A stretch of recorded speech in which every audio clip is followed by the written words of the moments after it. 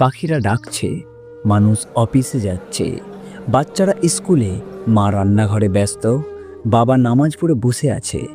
এটা একদম সাধারণ দিন, যেমন প্রতিদিন হয়। কিন্তু হঠাৎ আকাশের দিক থেকে একটা ভয়ঙ্কর আওয়াজ ভেসে এলো। মানুষ থমকে গেল, মাথা তুলে আকাশের দিকে তাকালো। সূর্য লাল, পাহাড় সরে যাচ্ছে জায়গা থেকে, সমুদ্র বাঁধ ভেঙে শহর গিলে নিচ্ছে।